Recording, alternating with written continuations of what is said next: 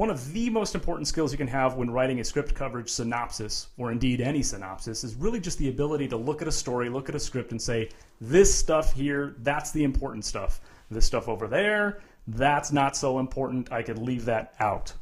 But how do you learn that skill? Well, not everybody's born with it, but it takes practice. Quite simply, you got to read a lot of scripts, you got to write a lot of coverage. It just takes a lot of practice. So where to begin? Let's take a look at a script coverage and the script it's based on.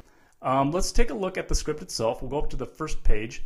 And what I'm going to do is kind of illustrate what I mean by finding what's important about a script and how to boil it down into a few lines. So let's take a look at the top of this script here. This is Arizona Dreamin'. This is page 1, Exterior Desert Dusk. Now I'm not going to read the whole thing, but I'll read key selections throughout. Exterior Desert Dusk. The desert, hot, the sun is setting. Through the heat waves and over a rise, a figure appears, backlit by the sun. It appears to be a rather large woman, running, her hair and dress blowing wild. Behind her, appearing over the rise, is another large woman running, her hair and dress also blowing wild in this vast desert. Black. A flamenco guitar begins. We hear heavy breathing, grunts and moans, hearts racing, and feet digging into the desert sand. Cut to Exterior Desert Dusk. Now we've got our heroes, Barry and Jerry, running towards us through the desert as the flamenco guitar plays. So I'm going to kind of just sum this up. So page 1, they're running towards the camera. There's some dialogue, a little bit of action. Page 2, more of the same. Action, action, action. There's a little slap fight. They talk some more. They wait, they look at each other, they fight a little bit more, they talk. And then we've got a Jeep at the bottom of page 2, top of page 3. Mexicans with rifles and shotguns and cigars, firing their guns into the air. We've got some dialogue between the Mexicans, they're thugs. And then we've got back to our main characters. They're talking, they're running from the Mexican thugs. And then back to the Jeep, bottom of page 3, top of page 4. And then there's some more dialogue.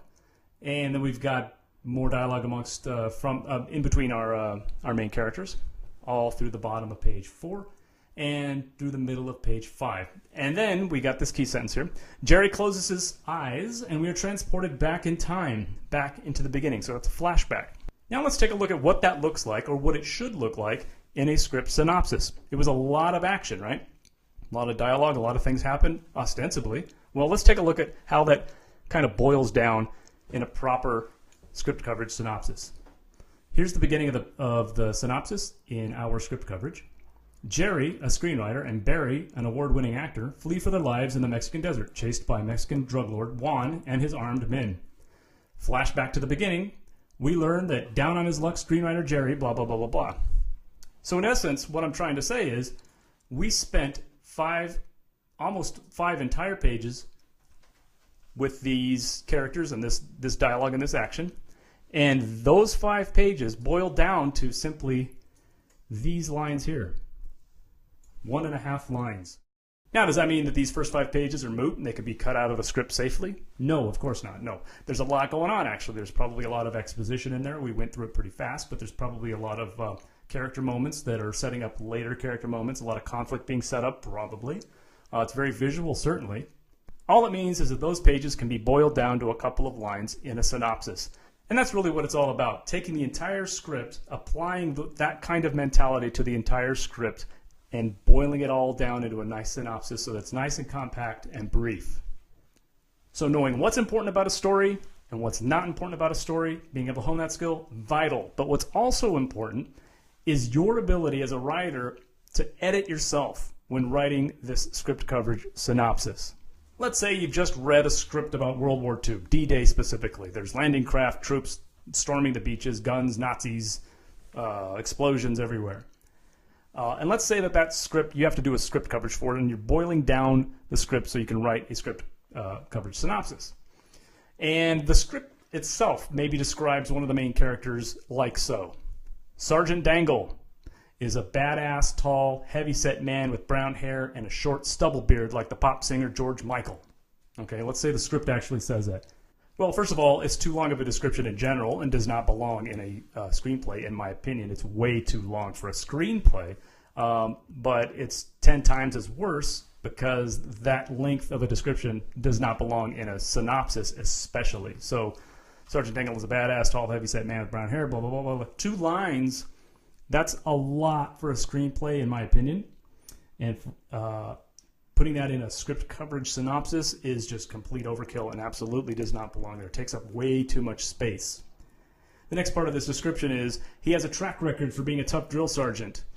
That part right there, well, unless that plays into some sort of key plot point later, or some sort of character development later that you're going to mention in the synopsis, it doesn't belong there. Just omit it entirely.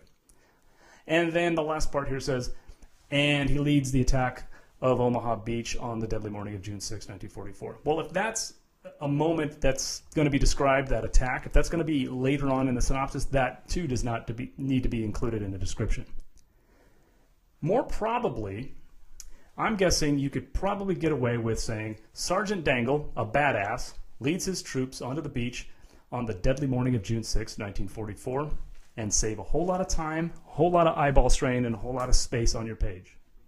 In the same vein of editing yourself, the same goes for description, or describing action that's unfolding in the script. Let's say you're tempted to write something like this. Sergeant Turgid then pulls out his grenade and sees that it is too wet to use, so he shouts over at Private Dangle to throw him a new grenade. Private Dangle throws him a new grenade, then runs further up the beach with Private Flaxseed. When Private Flaxseed gets shot, Private Dangle screams and leads the charge into a German pillbox, bayoneting all 3 of the Germans in there and clearing the way ahead. All right, well, let's say the entire film is this sequence you've just described and maybe 1 or 2 others. If that's the case, then this is fine. But I've got the feeling that this film is not that. I have a feeling this is probably a 5-6 minute sequence of a much larger film. And in that case, it's way too detailed for what's taking place. A better way to describe this would be simply this. The platoon storms Omaha Beach and takes out a German pillbox. Editing yourself also means keeping your clever asides or your witticisms or your little snide remarks off the page as well. So for example, Sergeant Turgid then goes to the farm and finds Private Dangle there, torturing the German prisoner, and in parentheses, duh, big surprise, right? Or, when Sergeant Turgid finally explodes, the script takes a pretty dumb turn and has Private Dangle turn into the bad guy for some idiotic reason. In these 2 examples, you're making clever asides or making rude remarks, and they have no place in a script coverage, let alone in the synopsis of a script coverage. Remember, the goal is to be as objective as possible. Objectivity and snide remarks, they don't go together. Now, while you want your script coverage synopsis to be as clear and as readable as possible, what's vital is that you also make sure that that reader understands what is unfolding in that story, beat by beat. And sometimes that's not always possible unless you've actually read the actual full script. So feel free to use what I call breadcrumbs to keep the casual coverage reader from losing his or her place in time or space within the script or the story here. An example of a breadcrumb would be, meanwhile, the rest of the platoon, and then in parentheses, still pinned down on the beach, close parentheses, has no idea that Sergeant Turgid has taken a small squad to the farm.